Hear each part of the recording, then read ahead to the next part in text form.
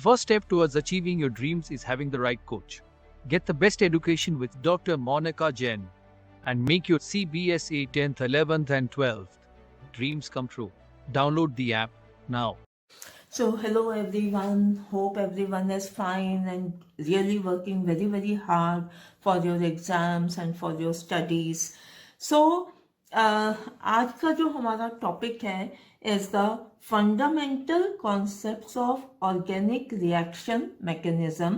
ये बहुत ही important topic है और ये टॉपिक भी आपका जो पहले से जो मेरी सीरीज चल रही है GOC जनरल ऑर्गेनिक केमिस्ट्री उसका ही पार्ट है। तो इसको शुरू करने से पहले हम ये समझ लेते हैं कि केमिकल रिएक्शन होता क्या है।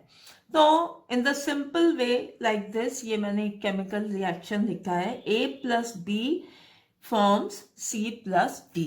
तो on the left side of this arrow ये दो आपके केमिकल स्पीसीज हैं जो A एंड B दो केमिकल स्पीसीज हैं। जब ये आपस में एक दूसरे से रिएक्ट करते हैं, जब इनका केमिकल रिएक्शन होता है तब ये C+D फॉर्म करते हैं, C+D बनाते हैं और इसको ही हम प्रोडक्ट कहते हैं। तो C+D क्या हुए? प्रोडक्ट।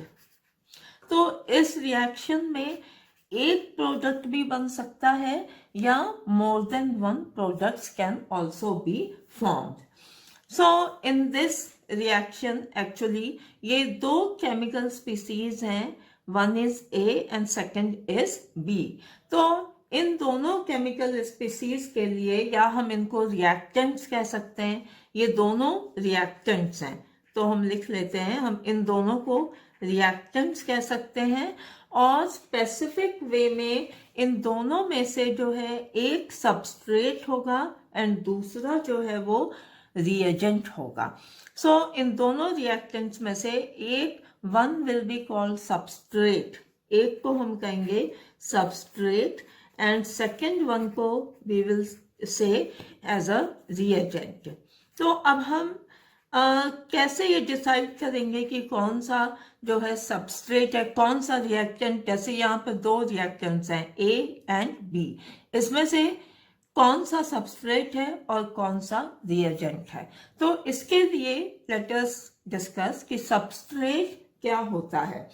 तो सबस्ट्रेट को हम कह सकते हैं कि इन दोनों रिएक्टेंट्स में से ऐसी केमिकल स्पीसीज जिसके ऊपर जो है अटैक होता है बाय सम केमिकल स्पीसीज, उसको हम सबस्ट्रेट कहते हैं। Sorry, so we can write down. तो what is the substrate? Substrate जो होगा the species which is attacked by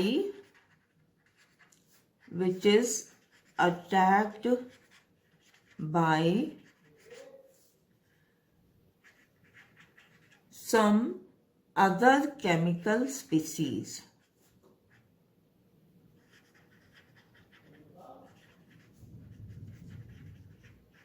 Is called the substrate. Yes, so substrate is the species which is attacked by some other chemical species. So then reagent क्या होता है? Reagent we can say the species, ऐसी species जो attack करती है on the substrate in order to get the product is called the reagent. Means कि ऐसी species जो कि like here in this case if A is the substrate तो B reagent होगा। Means B is the such chemical species which is attacking on A substrate and thereby product का formation होता है। So we can say reagent is the species which attacks the substrate, which attacks the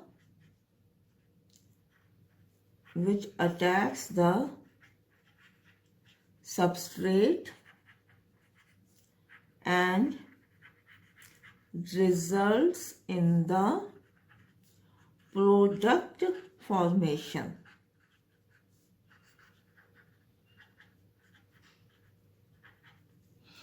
तो reagent जो है ऐसी species है जो कि सबस्ट्रेट पर अटैक करती है और जिसकी वजह से प्रोडक्ट का फॉर्मेशन होता है. तो in a simple way, like here I have written A plus B reacts together, where A we can assume कि A सबस्ट्रेट है जिसके ऊपर B केमिकल स्पीसीज अटैक करती है. सो B जो है रिएजेंट होगा और देयर बाई प्रोडक्ट का फॉर्मेशन होता है C plus D. तो there can be one product और there can be more than one product. So but अभी जो हमने देखा ये रिएक्शन इतना सिंपल नहीं होता है जैसा हमें यहाँ पे दिख रहा है. तो इसको समझने के लिए we need to understand about the two terms. So दो टर्म्स हमें समझने जरूरी हैं. तो first is the activated complex. एक होता है एक्टिवेटेड कॉम्प्लेक्स. सो अगर हम रिएक्शन का पाथ स्टडी करें, अगर हम रिएक्शन का मैकेनिज्म देखें तो हम उसको सिंपल वे में we can show it like this. So here this is the progress of reaction.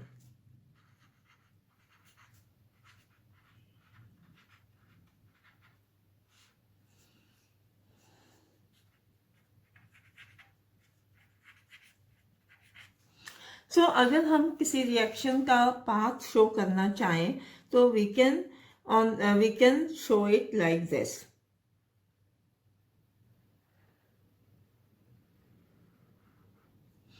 So on the x axis there is enthalpy.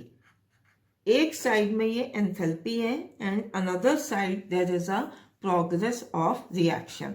तो अभी जो हमने ये A plus B forms C plus D, तो इसको अगर हम इससे शो कर रहे हैं तो यहाँ पर जो है हमारा A plus B.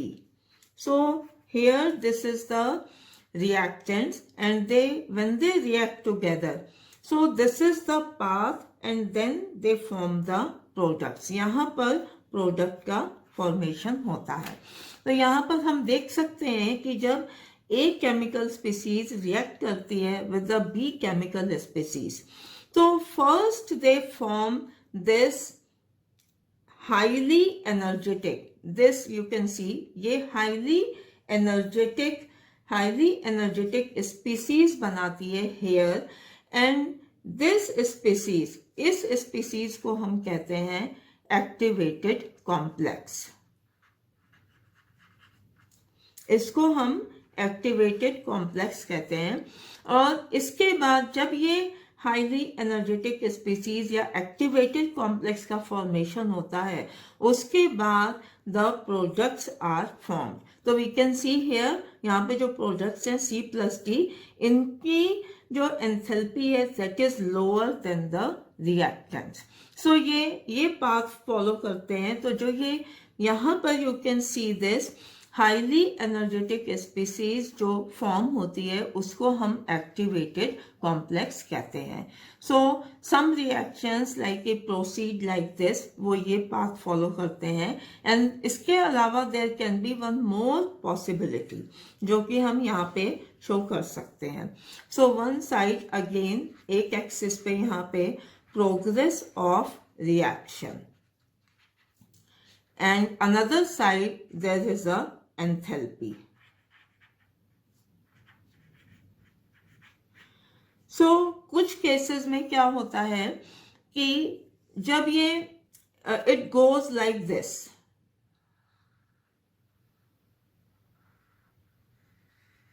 it is like this. तो यहाँ पर सपोज अगर हम इसी केमिकल रिएक्शन को समझते हैं तो यहाँ पर ये A plus B है. ओके, ये हमारे रिएक्टेंट्स हैं दोनों. और पहले क्या होता है कि आप यहाँ पे देख सकते हो कि ये यहाँ पर activated complex, this activated complex is formed और यहाँ पर 2 पीक्स आर देयर. दो पीक्स मिलती हैं और उसके बीच में यू गेट दिस ना। तो ये दोनों जो है, ये जो है आपका एक्टिवेटेड कॉम्प्लेक्स है, हाईली एनर्जेटिक स्पीसीज जो कि ए और बी के रिएक्ट करने पे बनेगी। But then they follow this path, फिर यहाँ पर जो है दे फॉर्म अनदर स्पीसीज जिसकी energy is lower in comparison to the activated complex. So ये जो species यहाँ पर बनती है इसको हम कहते हैं intermediate. इसको हम कहते हैं reaction intermediate. This is called the reaction intermediate. So reaction intermediate में और एक्टिवेटेड कॉम्प्लेक्स में क्या फर्क होता है कि activated complex is always in highly energetic, ये हाईली एनर्जेटिक स्पीसीज है and then they go follow this path, और यहाँ पर जो थोड़ा लेस एनर्जी वाली जो स्पीसीज बनेगी जिसको हम रिएक्शन इंटरमीडिएट कहते हैं, और ये पाथ रिएक्शन फॉलो करता है and then ultimately they form the products, यहाँ पे प्रोडक्ट का फॉर्मेशन होता है। सो इन दोनों में डिफरेंस क्या है activated complex and reaction intermediate में, कि this is having the higher energy but this reaction intermediate की एनर्जी जो है वो एनर्जी लेवल कम होता है in comparison to the activated complex. तो हम क्या कर सकते हैं कि हम इसको अगर पाथ 1 एंड पाथ 2 हम कहें, so this is the path 1, so this is the path 1 and this is the path 2. So ये दोनों possibilities हो सकती हैं। So that is why it is very very important to understand about the organic reaction mechanism. तो I hope यहाँ तक आपको substrate and reagent के बारे में clarity हो गई होगी। So then moving further, what is reaction mechanism? तो reaction mechanism होता क्या है कि इसको समझने के लिए we can say reaction mechanism is a sequence of steps describing, जिसमें हम reaction के steps के sequence describe करते हैं। कैसे? In terms of details of electron movement, कि किसी रिएक्शन में इलेक्ट्रॉन्स का मूवमेंट किस तरह से हो रहा है। Then energetics of bond cleavage and bond formation, कि जो बॉन्ड ब्रेक हो रहा है या बॉन्ड फॉर्मेशन हो रही है उसमें what is the energetics of all these bond formation and bond fission. And then the next is rate of transformation of reactants to products. So reactant से products के formation का what is the rate of transformation, जिसको हम kinetics भी कहते हैं। So जब हम इन सारे steps को discuss करते हैं then we say it as a reaction mechanism. So we can say reaction mechanism is a sequence of steps describing first details of electron movement, second energetics of bond cleavage and bond formation, third rate of transformation of reactants and products, which is also known as kinetics of a reaction. So then in my future videos, I will be discussing all the topics in detail.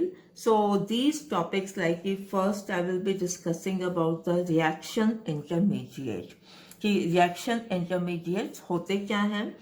Then next, fission of a covalent bond, and after this, electron displacement in covalent bonds, nature of attacking reagents. So ये सारे topics one by one I will be discussing in detail. So please keep on watching my upcoming videos. और आप मेरे और topics को study करने के लिए you can download my app and app का लिंक डिस्क्रिप्शन बॉक्स में मेंशन कर दिया जाएगा.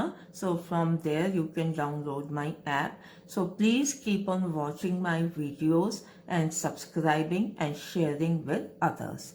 So thank you so much. Thank you. Have a great day.